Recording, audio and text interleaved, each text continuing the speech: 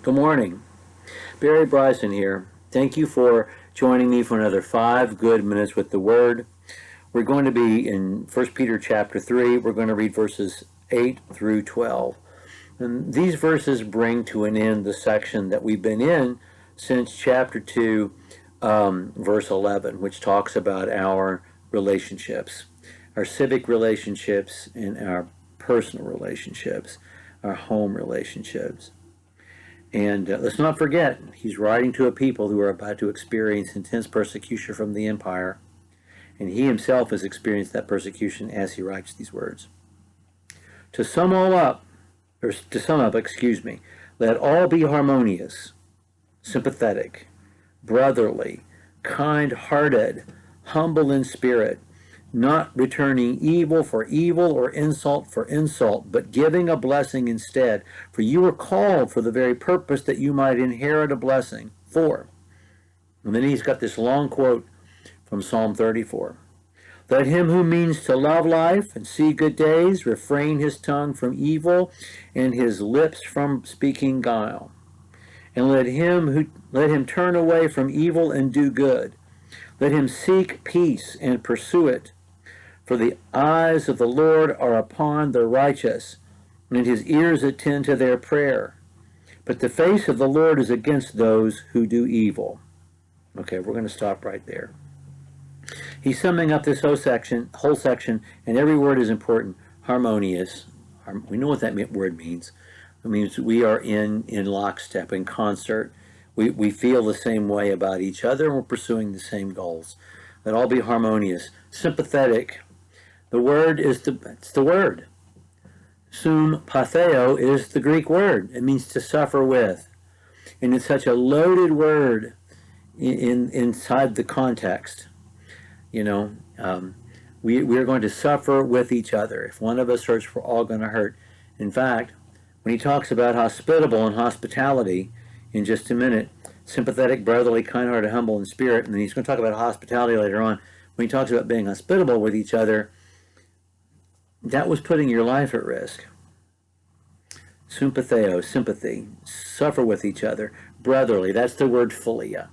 It was such a loaded word in their culture. In fact, it was the primary word for family love in their culture, which God in the New Testament for the kingdom replaces with agape.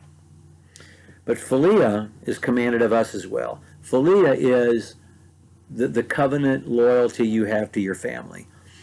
I owe my family, as family members, certain things. You don't go against the family. You know, Michael the Fredo, you went against the family. That's a Godfather reference, by the way.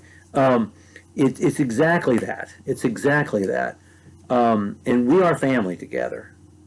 We are family, the church is. And we have to think in those terms when we think about each other. You know, he ain't heavy, he's my brother. It's that, philia. Kind-hearted, self-explanatory, humble in spirit. Humility is going to be such a key virtue in this, and we're going to talk about humility. We've already talked about humility with the example of Jesus. Humility is going to be necessary to our survival. Not returning evil for evil, insult for insult, giving a blessing instead. This is just Matthew chapter 5, Sermon on the Mount. Love your enemies.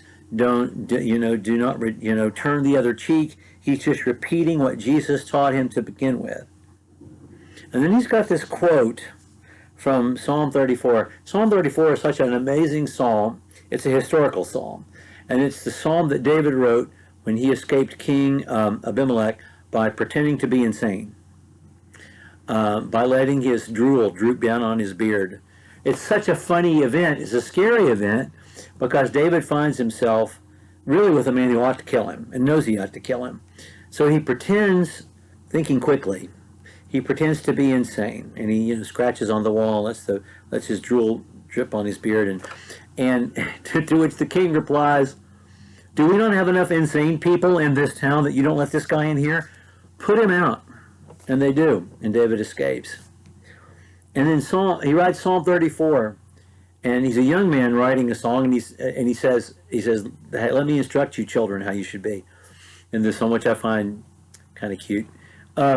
Anyway, he gives God every thanksgiving for his escape, which is an amazing thing to me. You know, David always gives God every glory. He never says, I won this battle because of my military skill, or I got out of this fix by my quick-wittedness. Even though when we read the account, we see his courage, you know, on the battlefield, his quick thinking. I mean, David is a guy who thinks quickly and who manages difficulties. And I mean that literally. He manages the difficulties. He did with Goliath, he does here. But he always says, God did this. God saved me. And that's what this psalm is about. In the middle of this song, David, who is himself being persecuted by Saul, who is himself being hunted on every frontier, who is himself protecting the southwestern frontier of Israel when Saul's not doing it, fighting the Philistines and the bandits, while Saul's trying to find him to kill him, says, if you want to love life and see good days, then don't speak evil, don't lie. You might think that's an interesting thing to say from a man who just pretended to be insane when he wasn't, but it does not contradict. Let him turn away from evil and do good. So I love this. Seek peace and pursue it. That word pursue is loaded in Greek and in Hebrew because it means to hunt down. And it's a word that can be translated in Greek and Hebrew, persecute. In fact, it is the word translated persecute in Greek. And they're about to be hunted down and persecuted. Well, we do some hunting down of our own. But what we hunt down is peace. We seek peace and pursue it. And the eyes of the Lord are upon the righteous. His ears attend to their prayer. His face is against those who do evil. Never forget, God knows what's happening to you. God's still in charge. God cares for you and will give you everything he promised. And evil is going to fail and it's going to be punished. Don't you ever doubt that. And all that's communicated in this passage, which is perfectly appropriate for their situation. Go back and read Psalm 34. It's a wonderful psalm, and it's written by a young man. Anyway, we're going to pick up with verse 13. He's now transitioning to tell us what happens when they haul you in and interrogate you. And we're going to start reading that passage next time, chapter 3, verse 13. Thank you for joining me for another 5 good minutes with the Word.